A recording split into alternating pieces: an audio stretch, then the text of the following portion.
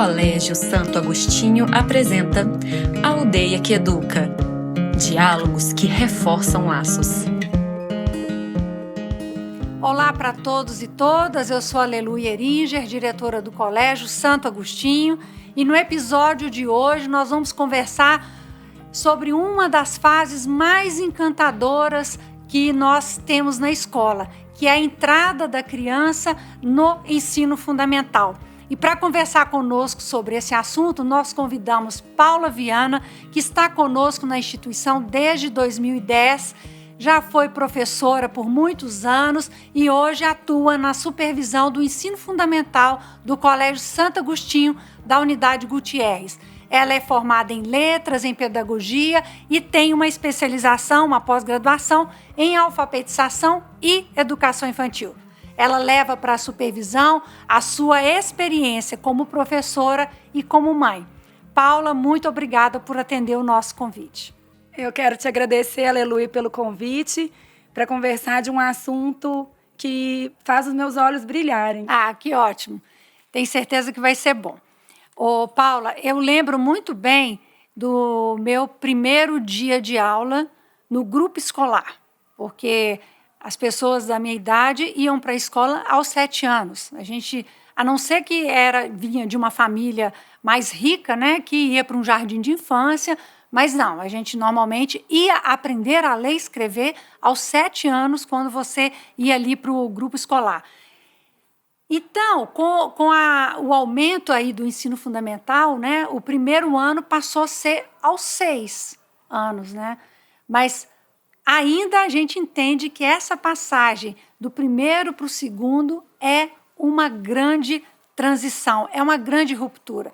Na sua experiência, né, o que você destacaria como mais encantador, que mais deslumbra tanto a professora quanto a criança nessa faixa etária de entrada ali no ensino fundamental? São muitos os encantamentos, mas eu não poderia deixar de dizer da leitura.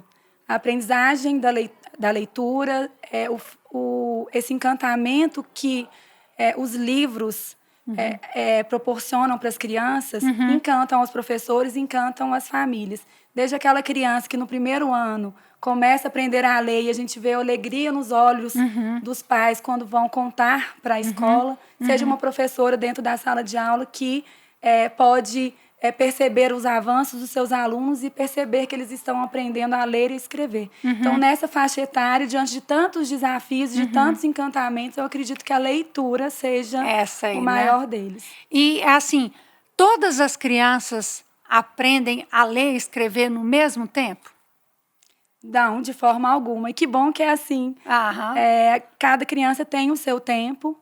É claro que quando a gente fala de um primeiro ano, de uma escola particular, a gente diz de uma parte grande da turma que é alfabetizada no primeiro ano. Mas a gente também tem crianças que são alfabetizadas no segundo ano, ou que são alfabetizadas ainda na educação infantil. Então, não há o que se preocupar, de forma alguma. Eu acredito que tem que haver um diálogo entre a escola e a família. É sempre importante que as crianças avancem na aprendizagem. A gente nunca pode esquecer que a gente está falando de crianças, né? E o que cabe à escola e também às famílias, de forma que essas mudanças e esse descobrimento, essa fase de alfabetização, ela seja mais leve? Que estratégias, o que você, como professora, nos diria sobre isso? É muito importante, nesse momento, que tenha um diálogo constante da escola com as famílias. É muito importante que, ainda que a educação infantil ela se encerre, é que ela se faça presente também, que tenha uma continuidade das aprendizagens da educação infantil. Porque as crianças sentem muita falta do brincar, elas sentem muita falta do lúdico no dia a dia. E até porque hoje em dia as crianças têm uma agenda atribulada, né? Sim, muito dentro cheia. da escola e fora da escola também. Então é aula de natação, é balé, é fazer o para casa. E aí falta o tempo do brincar. Então eu acredito que a escola independente do ano em que a criança está inserida, independente de ser educação infantil ou ensino fundamental, e a própria BNCC propõe isso, que o tempo do brincar seja preservado. Então, ainda que as habilidades sejam diferentes, é importante que a gente invista nisso. Sim. Então, nos primeiros meses de aula, no segundo ano, nós buscamos dedicar um tempo a essa brincadeira, dedicar um tempo ao acolhimento, à continuidade das aprendizagens que foram desenvolvidas até então, a socialização das crianças com pares, até para que a rotina do segundo ano ela não pese, que ela seja colocada gradativamente em vigor, né? Assim, com muito diálogo, muita brincadeira. Excelente, excelente. Nós observamos, né, que na pandemia houve uma parceria muito forte entre a família e a escola, porque a escola e as crianças também, né, dependiam dos pais para viabilizar e fortalecer, não deixar perder esse vínculo da criança com a escola. Né? Então, a mãe ou o pai ficava ali do lado da câmera, lá na tela do Teams, acompanhava para casa, conversava o tempo inteiro com a professora. Quando nós retornamos, né, voltou para o presencial, parte desse processo voltou para as mãos da professora. E isso, de certa forma, gerou um sentimento nas famílias de afastamento com a escola. Eu queria saber de você o seguinte: o que de bacana, né, nós vivemos nesse período que nos aproximou tanto da família e que a gente deveria manter agora, mesmo no presencial? O que cabe à família nesse momento, né, que ela pode ficar tranquila, saber que a escola está cuidando? Na sua visão aí de supervisão, o que você vê e que você destacaria? Bom, eu acredito que na pandemia a gente tenha, de fato, vivenciado a parceria entre a escola e os pais, que é algo que a gente sempre disse muito e que teve que acontecer. Sim. E graças a Deus aconteceu. Acho que se não tivesse acontecido, essas crianças no segundo ano não estariam lendo, não estariam... Milagre, né? Isso, eu falo que são sobreviventes. Então, isso tudo em função da parceria. Nesse momento, é importante que as famílias entendam que existem outras maneiras de participar sem estar na sala de aula com as crianças. Que bom que a sala de aula voltou a ser o lugar do aluno e do professor.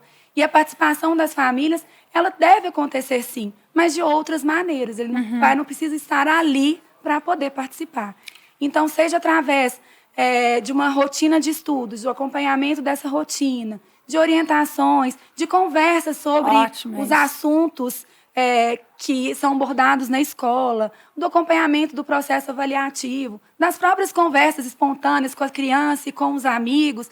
Então, é possível participar de uma maneira diferente do que aconteceu na pandemia. Sim. E a gente acredita que essa parceria ela é fundamental, ela foi muito positiva e ela precisa de acontecer. Por isso que o colégio tem tantos canais de comunicação com a família, para que essa família nos procure.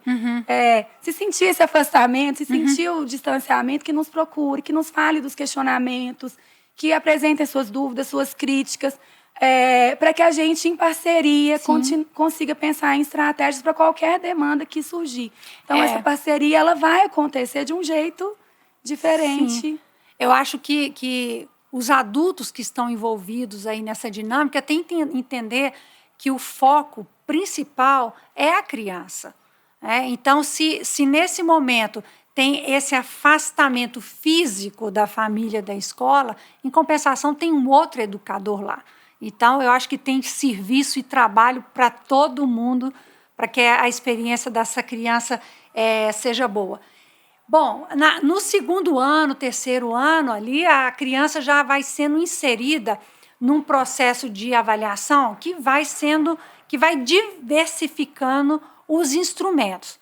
Só que nós, adultos, trazemos para as crianças muito dos nossos medos em relação a uma prova, a uma avaliação, se vai passar, se não vai, se entrou em recuperação ou não.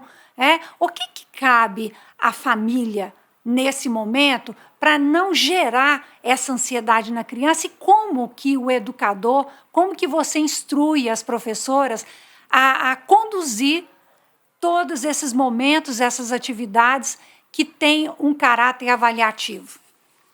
Isso a gente sempre percebe quando conversa com as famílias, assim, essa projeção das próprias experiências dos pais na vida escolar do filho. Uhum. Acho que é muito importante que as famílias entendam que o momento que a gente está vivendo é outro, que essa escola é outra, né? Que a relação professor e aluno é diferente da época que eles viveram, que a relação do aluno com o conhecimento é diferente, que o processo de avaliação é totalmente diferente da época que eles viveram. Então, esse peso que é dado à avaliação é algo que a gente não deseja. Inclusive, as mudanças que têm acontecido no processo de avaliação do colégio, elas dizem muito disso. E, às vezes, é de maneira inconsciente. É quando o pai vai levar a criança para a escola e, dentro do carro, ele está ali reforçando aquele conteúdo que ele estudou na véspera por horas, né? Esse estudar na véspera, horas seguidas. E aí a criança entra no carro e o pai faz arguições e fala da postura que ele tem que ter, e fala que ele tem que ter, que ele tem que ler várias vezes. Ou quando uma atividade avaliativa chega em casa e a criança erra, e o pai, não acredito que você errou isso, você sabia. Então, assim, vai compara, né? Comparar a nota de um filho com o outro, ou do filho com o colega. Coloca a prova no grupo do WhatsApp. Isso acontece.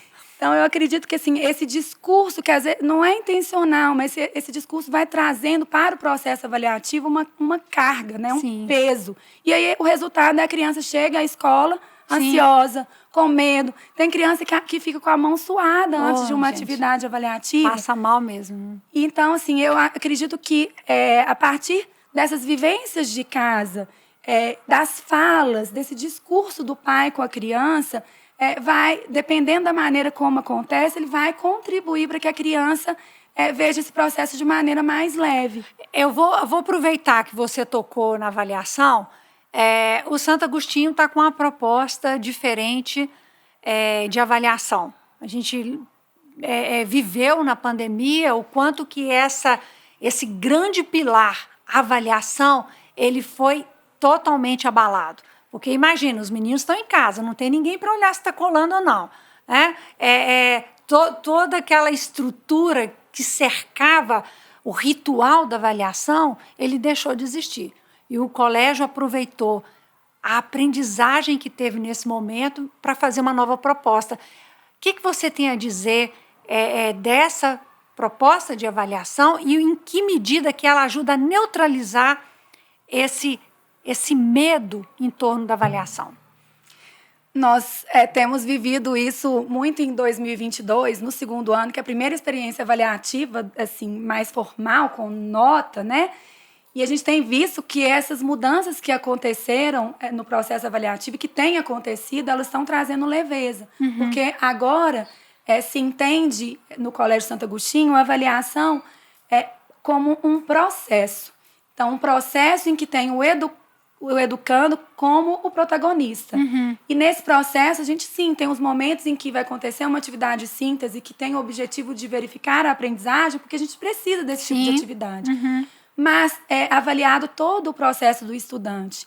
E esse processo ele vai sendo, a partir das atividades, replanejado, a partir daquilo que é de dificuldade do estudante, do indivíduo ou da turma como um todo. Então, eu acredito que essas mudanças no processo, elas trouxeram uma leveza, porque as crianças chegam à escola, têm uma atividade avaliativa e elas compreendem que aquela atividade é como as outras, né? Ela faz parte. Eu não preciso de me preparar para um dia específico que vai ter uma atividade. O hábito de estudo, ele tem que ser diário, né? Porque senão acontece o que acontecia muito no passado, que é a decoreba. Eu estudo para avaliação, eu sei tudo na ponta da língua, eu faço avaliação, tiro 10, e aí depois, no dia seguinte, eu não lembro de mais nada. E era muito comum aqueles que em outubro já passava, que largava tudo para lá. Ou seja, até a relação com o conhecimento, com o ato de conhecer, ficava comprometido também. Mas, Paula, a gente vai caminhar para o final. Eu vou trazer uma outra questão para você, que é a questão da autonomia. essas crianças que saíram da educação infantil, muito ainda com um tutor, com alguém que faz tudo por eles, né? E chega na escola, é esperado que ele cuide do seu material, que ele saiba anotar as coisas e tal. Para se chegar a uma autonomia, isso precisa começar em algum momento. Que pequenas coisas, que dicas, o que você diria aos pais e também às professoras, né? No sentido de, deixa a criança fazer, mesmo que demorado, mesmo que errado, mas para que ela tenha essa autonomia funcional. O que você traz para nós? Eu acredito que essa faixa etária em que as crianças estão crescendo, né? E é complicado esse crescer, é um desafio esse crescer para as famílias, e aí eu falo enquanto mãe, que gosta do filhotinho ali debaixo dependente, da asa, né? Então, assim, é um momento, como diz Rubem Alves, de recolher as nossas asas e deixar essas crianças voarem. E eu falo muito de uma autonomia que é vigiada, não no sentido ruim de vigiar, mas no sentido de cuidar com atenção. Então, aquilo que a criança vai mostrando que ela dá conta de fazer, eu tenho que estimular que ela faça, ainda que com erros, né? Ainda que os erros apareçam. Mesmo que suja, mesmo que erre, né? Então, organizar a mochila para ir para a escola, fazer um para-casa, separar, né, o uniforme daquele dia, consultar o horário de aula. Então, são pequenas tarefas do dia a dia que devem ser feitas pela criança, mas que não é deixar a criança fazer.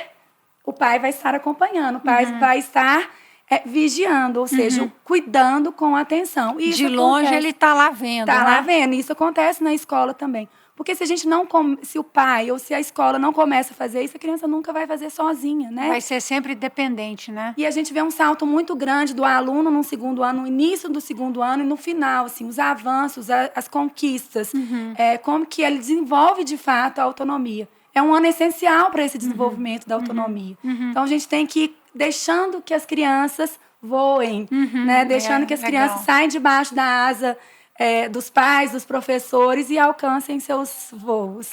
Paula, eu agradeço muito a sua presença aqui. Eu tenho certeza que os pais e as mães que estão nos vendo e ouvindo tiveram aqui um momento de lucidez e de clareza em relação a essa fase tão bonita. Muito obrigada. Obrigada a você, aleluia.